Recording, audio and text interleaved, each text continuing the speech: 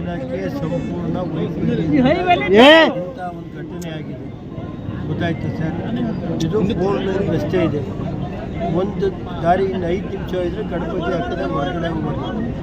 ಇವರು ಎರಡೂ ಕಡೆ ಒಂದು ಸೈಡಲ್ಲಿ ವೆಹಿಕಲ್ ಬಿಡ್ತಾ ಇದ್ರಲ್ಲ, ದೂರದಲ್ಲೇ ಬ್ಯಾರಿಕೇಡ್ ಹಾಕಬೇಕಾಯ್ತು. ಇವರು ಬ್ಯಾರಿಕೇಡ್ ಹಾಕಿ ಪೊಲೀಸ್ ಹಾಕಿ ಗಾಡಿಗಳನ್ನ ಎರಡೂ ಸೈಡಿಂದ ಹಾಸನಿಂದ ಬರೋ ಗಾಡಿ ಇರ್ಬೋದು, ಹೊಳೆಸಿಪುರ ಗಾಡಿ ಇರ್ಬೋದು, ಒಂದು 500 ಮೀಟ್ರ್ ದೂರದಲ್ಲಿ ಇಂಥ ಮೆರವಣಿಗೆ ಇದ್ದಾಗ 500 ಮೀಟ್ರ್ ದೂರದಲ್ಲಿ ಇದು ಮಾಡಬೇಕಾಯ್ತು. ಅದು ಮಾಡ್ದಲೇ ಇತ್ತು.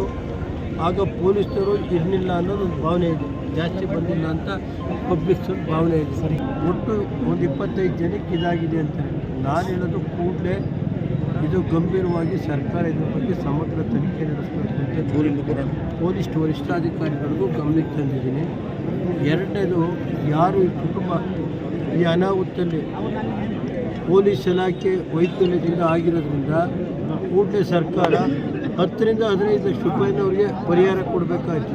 ಯಾರು ತೀರೋಗಿದ್ದಾರೆ ಅವ್ರಿಗೆ, ಆ ಕುಟುಂಬಕ್ಕೆ 10 ರಿಂದ 15 ಲಕ್ಷ ಪರಿಹಾರ ಕೊಡೋದು. ಗಾಯಾಳುಗಳು ಯಾರಿದ್ದಾರೆ ಅದು ಸಂಪೂರ್ಣ ಸರ್ಕಾರನೇ ಭರಿಸಬೇಕು ಅಂತ ನಾನು ಮುಖ್ಯಮಂತ್ರಿಗಳನ್ನ, ಸಂಬಂಧಪಟ್ಟ ಜಿಲ್ಲಾ ಉಸ್ತುವಾರಿ ಸಚಿವರನ್ನ ಗಮನಕ್ಕೆ ತರ್ತಾ ಇದ್ದೀನಿ. ಇದು ಪೊಲೀಸ್ ವೈಫಲ್ಯದಿಂದ ಈ ಆಕ್ಸಿಡೆಂಟ್ ಆಗಿರೋದು. ಇದನ್ನು ಸಮಗ್ರವಾಗಿ ತನಿಖೆ ನಡೆಸಬೇಕು. ಆ ಕುಟುಂಬಕ್ಕೆ 15 ರಿಂದ 20 ಲಕ್ಷ ಕೊಟ್ಟರು ಏನಾಗಲ್ಲ, ಎಲ್ಲೆಲ್ಲೋ ಕಳಿತೀವಿ.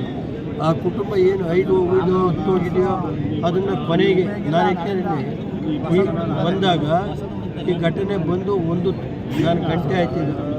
ಒಂದು SP ಗಮನಕ್ಕೂ ತಂದಿದ್ದೀನಿ, ಅಡಿಷನಲ್ SP ಗಮನಕ್ಕೆ, DYSP ಗಮನಕ್ಕೆ ಎಲ್ಲ ತಂದಿದ್ದೀನಿ. ಇದು ಸಮಗ್ರವಾಗಿ ತನಿಖೆ ನಡೆಸಬೇಕು. ಇದರಿಂದ ಯಾವ ವೈಫಲ್ಯ ಇದೆ ಅನ್ನೋದನ್ನ ಇದು ನೋಡಿದರೆ ಪೊಲೀಸ್ ವೈಫಲ್ಯದಿಂದ ಇಂಥ ಘಟನೆ ಆಗಿರೋದು ಅಂತ ಹೇಳೋಕ್ಕಾಗುತ್ತೆ. ಆಮೇಲೆ ಲಾರಿ ಚಾಲಕ ಏನಿದ್ದಾನೆ ಕುಡಿದಿದ್ದಾನೆ ಸಿಕ್ಕಾಬಟ್ಟೆ ಅಂತ ಪಬ್ಲಿಕ್ ಹೇಳೋದು. ಇವತ್ತು ಆ ಲಾರಿ ಚಾಲಕ, ಆ ಲಾರಿ ಮಾಲೀಕರಿದ್ದಾರೆ, ಓನರ್ ಇದ್ದರೂ ವಸೂಲಾತಿ ಮಾಡಬೇಕು.